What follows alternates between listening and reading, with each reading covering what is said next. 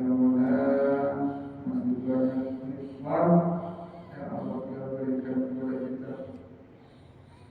Yang paling tinggi kita ini diberi nikmat iman dan Islam, sehingga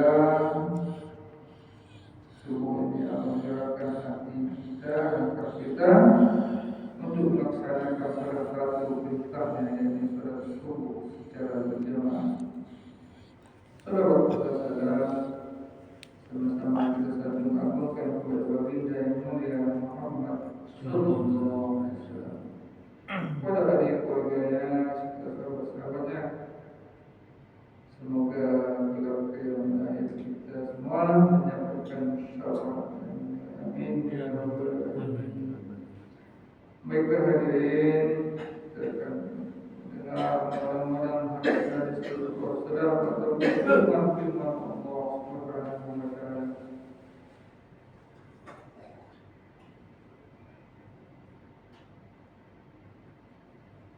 A'udzu billahi minasy syaithanir rajim. Bismillahirrahmanirrahim. وَلْتَكُنْ مِنْكُمْ أُمَّةٌ يَدْعُونَ إِلَى الْخَيْرِ يَأْمُرُونَ بِالْمَعْرُوفِ وَيَنْهَوْنَ عَنِ الْمُنكَرِ وَأُولَئِكَ هُمُ الْمُفْلِحُونَ. Dan hendaklah ada di antara kalian segolongan umat yang mengajak manusia kepada kebaikan, menyeru kepada yang makruf dan mencegah kemungkaran, dan mereka itulah orang-orang yang beruntung. Quran Surat Ali Imran ayat 104. Dalam ayat ini Allah dengan tegas memerintahkan umat Islam agar dapat mewujudkan suatu umat yang mendakwahkan Islam ke seluruh dunia.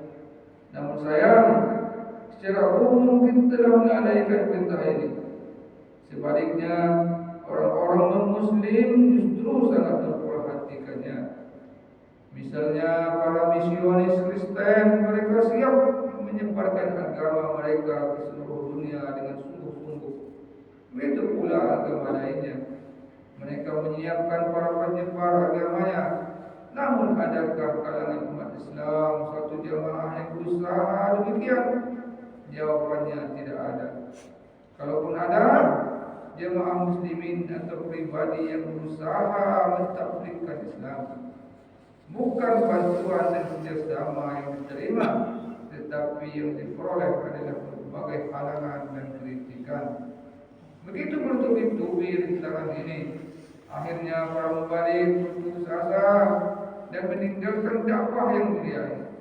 Sebenarnya kewajiban terpenting setiap muslim ialah membantu siapa saja yang benar-benar mentadbirkan Islam dan memperbaikinya bila salah. Tetapi ia sendiri justru tidak melakukannya. Bahkan para mubalik ia jadikan sebagai sasaran kritik, seolah-olah ingin menghentikan mereka. Kuntum khayra ummatin ukhrijat lin-nasi ta'muruna bil ma'ruf wa tanhauna 'anil munkar wa tu'minuna billah. Kalian adalah sebaik-baik umat yang dilahirkan bagi manusia. Kalian menyuruh berbuat kebaikan dan mencegah kemungkaran, dan kalian beriman kepada Allah. Quran Surat Ali Imran 110. Banyak hadis Rasulullah SAW yang menerangkan bahawa umat Islam adalah umat yang termulia di antara umat lainnya. Dan banyak pada ayat dan banyak pula ayat Al-Quran yang menyatakan demikian, baik dengan jelas maupun dengan isyarat. Dalam ayat di atas, Allah SWT telah memuliakan kita sebagai umat yang terbaik. Dan Allah SWT telah menyebutkan syaratnya, yaitu selama kita berdakwah, mengajak umat ini kepada kebaikan dan mencegah mereka dari kemungkaran. Para para ahli tafsir menyatakan bahwa dalam ayat ini kalimat amar ma'ruf nahi munkar disebutkan lebih dulu daripada iman kepada Allah. Padahal iman adalah pangkal segala amalan. Tanpa iman, kebaikan apapun tidak akan bernilai sedikit pun di sisi Allah.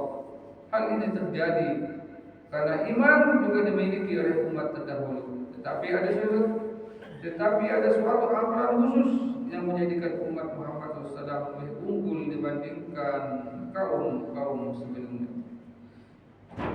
yaitu tugas amar ma'ruf nahi munkar. Inilah penyebab umat Muhammad SAW lebih istimewa daripada umat lainnya. Meskipun demikian, iman tetap ditekankan dalam ayat ini karena amal apapun tidak akan bernilai tanpa iman. Dan maksud utama ayat tersebut adalah menyebutkan pentingnya amar ma'ruf nahi munkar. Oleh karena itu, ia disebutkan terlebih dahulu daripada iman. Maksud adanya amar ma'ruf nahi munkar sebagai sesuatu yang menjadikan umat ini lebih unggul adalah hendaknya umat ini memperhatikan secara khusus sehingga bertablik secara sambil lalu tidaklah memenuhi syarat. Sebab tabligh sebagai tugas tambahan pun sudah ada pada umat-umat sebelumnya. Sebagaimana firman Allah Subhanahu wa taala, ketika mereka lalai dari mengingatku. Peringatan seperti ini banyak disebutkan dalam ayat-ayat lainnya. Jadi kelebihan umat ini terletak pada perhatian khusus dalam dakwah. Oleh sebab itu, hendaknya dakwah dilaksanakan sebagai pekerjaan yang pokok, sebagaimana kerja agama atau dunia lainnya. Alhamdulillah hadirin, dengarkan satu atau dua hadis dan firman-firman Allah Subhanahu wa taala tentang bagaimana setiap kita ini beramar ma'ruf nahi munkar. Ini mencegah kemungkaran dan mengajak orang kepada kebaikan. Dan sekecil-kecil iman adalah mengingkari. Ketika kita melihat kemungkaran itu, maka kita ingkari dalam hati. Semoga bisa kita jadi tambah ilmu dari kita dan bisa kita amalkan secara baik. Semoga Allah bihamdika asyhadu an la ilaha illa anta astaghfiruka wa atubu ilaik. Wassalamualaikum warahmatullahi wabarakatuh.